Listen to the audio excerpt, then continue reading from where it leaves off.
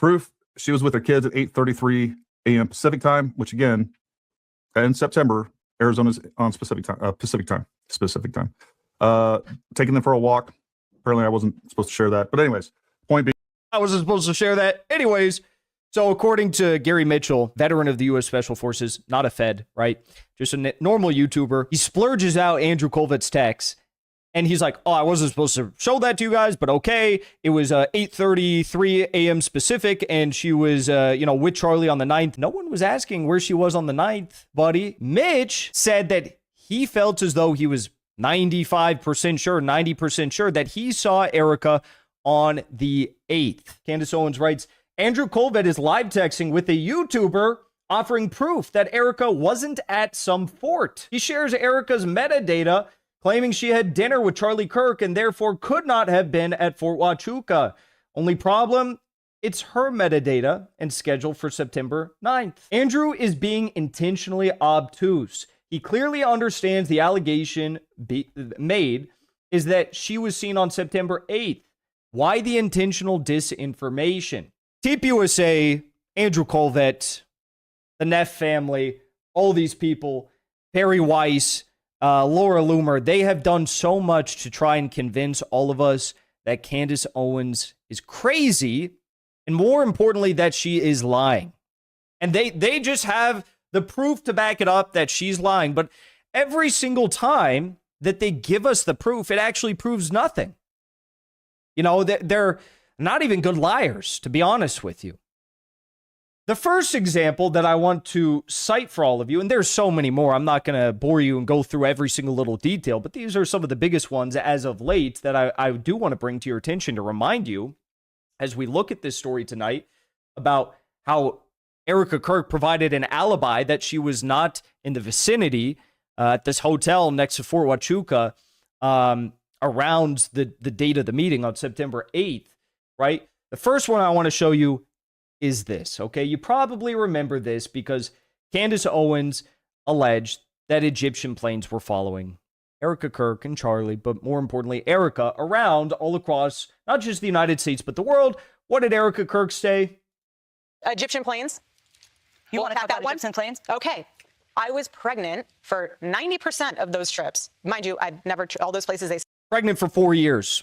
It's never happened before, but for Erika Kirk, we have to believe it because that's the duration of the flights. These Egyptian planes were cataloged flying, following, essentially, Erika Kirk. Pregnant for 4 years. Said I've traveled. I've never been. I mean, I've been, but I'm not within those dates that they've... But you even said you need to... No, but this is... Yeah, but I do on that one. Only because, from a humor standpoint, I intentionally, when I was pregnant, hid. Not because I was embarrassed. Not because I didn't want anyone. Yes, we did keep it very private. But it's because it was a moment very sacred. I was growing a human inside of me, my baby. The world that Charlie and I live in is very toxic at times. Yeah. And when you are growing a beautiful child in you, I don't want to be around it. I want to enjoy eating my In-N-Out burger and my hot fudge sundae. She's so relatable.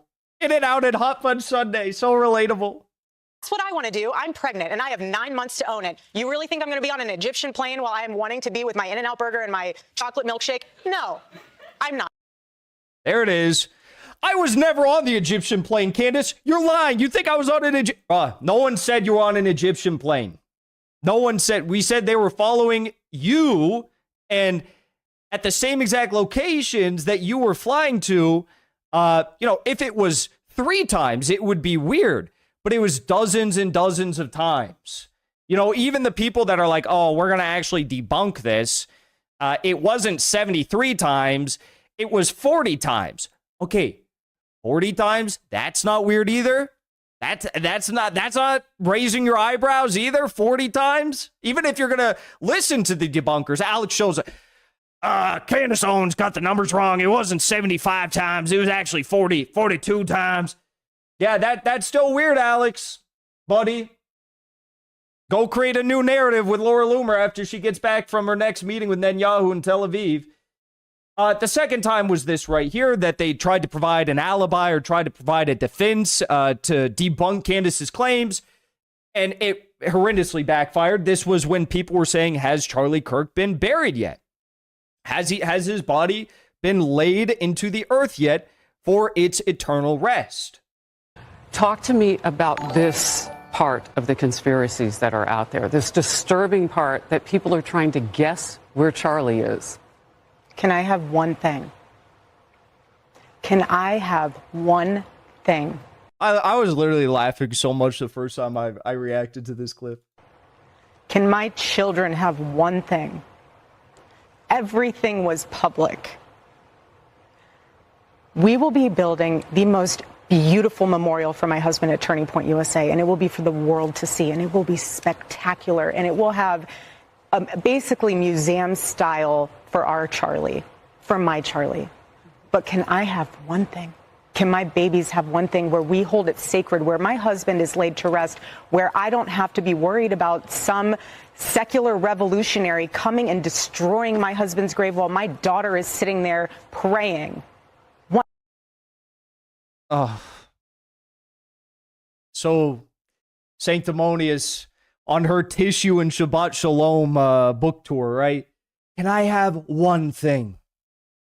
Yeah, you can have that one thing, Erika. No one was asking you to give the longitude and latitude position of where Charlie was maybe buried. We weren't asking for, the street address, right? We were simply asking, has it happened yet? Has he been buried yet? Because a lot of people began asking that question. Has he been buried yet?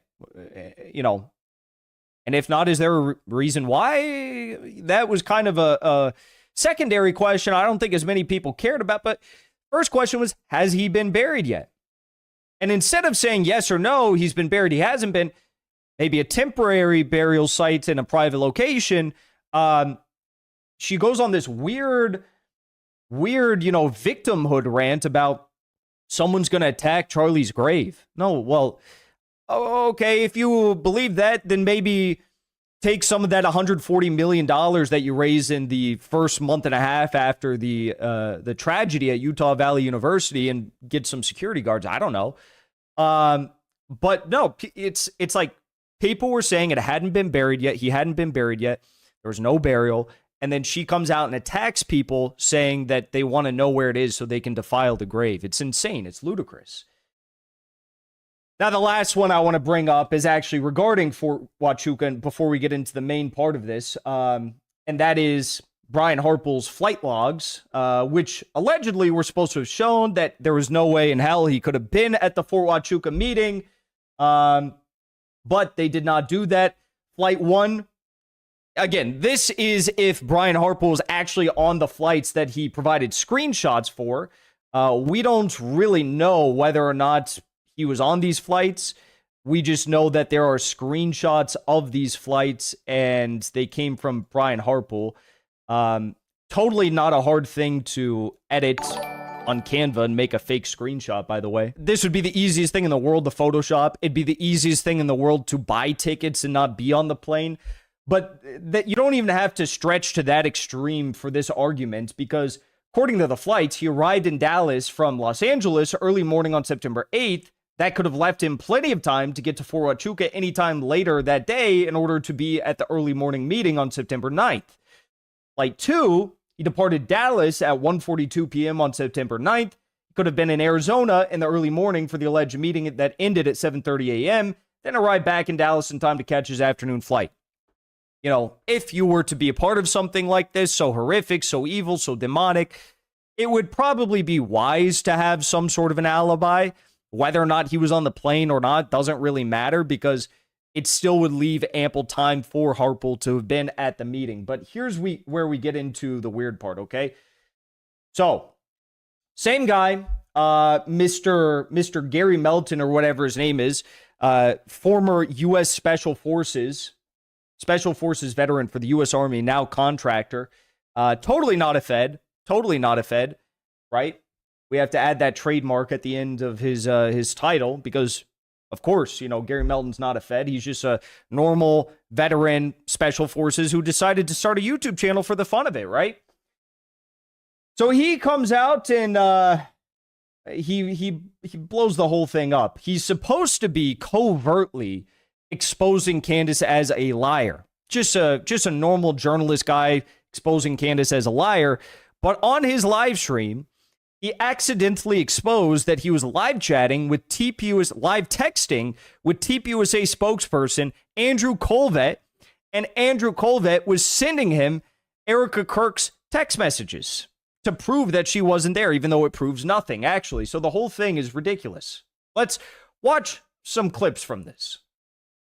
Here's what I'm gonna do real quick. I want to share with you what I just got. I think it's really important, which is exculpatory and proves that Erika wasn't there.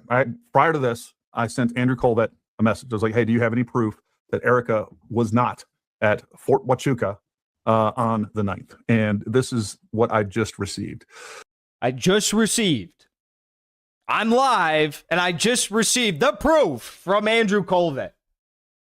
Now, you're going to see in these texts, I'll show you them, and I'll blow them up a little bit, but you're going to see why he should not have posted these, why he should not have shown these on his live stream, because he wasn't supposed to, because it actually proves nothing. He's pulling up his own cell phone to try and send himself screenshots of the messages. I asked him, hey, do you have proof of this? He says, but it's worth saying Erika wasn't in some fort in Tucson. The internet has gone insane. She woke up next to Charlie on the 9th, went to the office with Charlie all day, woke him up from a nap before Fox hit, went to dinner with Charlie. Literally, people are lunatics. And then the next one, I will show you guys that one, the continuation of this. And then I'll show you an up-close picture with the metadata that we have on the screen itself. Anyways, but the text he's showing right now on the screen literally says, don't share. And there's a very important reason why he said don't share. But the not a Fed, veteran U.S. Special Forces current contractor, Gary Melton or whatever his name is, he's so stupid that he's live streaming and just splurging out all of Andrew Kolvet's texts. The spokesperson of tpusa, totally natural, by the way, that the spokesperson of tpusa is like live coordinating between Erika Kirk and this random Special Forces veteran, not a spook, trying to debunk Candace. Proof, she was with her kids at 8:33 a.m. Pacific time, which again, in September, Arizona's on Pacific time. Taking them for a walk. Apparently I wasn't supposed to share that. But anyways, point being, I wasn't supposed to share that. Anyways, so according to Gary Mitchell, veteran of the U.S. Special Forces, not a Fed, right? Just a normal YouTuber. He splurges out Andrew Kolvet's texts. And he's like, oh, I wasn't supposed to show that to you guys, but okay. It was 8:33 a.m. Pacific, and she was, with Charlie on the 9th and with the kids and stuff. No one was asking where she was on the 9th, buddy. Hey, buddy, 8:33 a.m. Pacific time. No one asked where she was on the 9th. Mitch said that he felt as though he was 95% sure, 90% sure that he saw Erika on the 8th. Okay, he didn't say he saw her at Fort Huachuca in the meeting. He said he saw her on the 8th. He said he saw Brian Hartwell probably on the 9th, Erika Kirk on the 8th. So again, it's the same thing with the Egyptian planes, where you have all this flight data showing, if you want to believe Alex Jones's story, if you want to believe Candace's, okay, at least dozens of times these Egyptian planes were following Erika and also Charlie to a lesser extent around the world. And what does Erika say on CBS with Barry Weiss? Even Barry Weiss was like, oh, are you sure you want to address this? Like, she didn't want Erika talking about it. And Erika Kirk says, I just wanted to be with my in and out. You really think I was on an Egyptian plane? I was never on an Egyptian plane. No one accused you of being on an Egyptian plane. Likewise, no one accused you, Erika, of being there on the 9th at any time. He said he saw you on the 8th. So why are they lying? Ironclad alibi. Candace Owens is wrong. Except she's not. Except Brian Hartwell, your alibi proves nothing. Except Erika Kirk, your alibi proves nothing. So why are they putting out these false alibis? That's the question. Like I said at the start of the stream, when I first heard this whole Fort Huachuca story, I was kind of like, well, maybe it's a little bit weird. Then we got the military police report. Then Brian Hartwell put out his BS. Then Erika Kirk now accidentally accidentally leaks this through Andrew Kolvet and the not a Fed Gary Melton. Why do all of their ironclad alibis actually disprove something that no one claimed? Is it so normies and people who are not following this closely, for some reason think that Candace is like wrong? I have to believe that's the only logical explanation here, but really, I think they've underestimated how few normies there are in this world and how many people don't believe their normie BS Fed slop narrative. That's 8:33 a.m. It shows the date on that. Sorry, Andrew, I screwed that up, man. I was trying to run a podcast and do everything else. But again, it's proof of what's going on here. And I'm going to share the final screen, the final picture that shows the metadata for this, that she was indeed with the kids. I keep hitting the wrong button.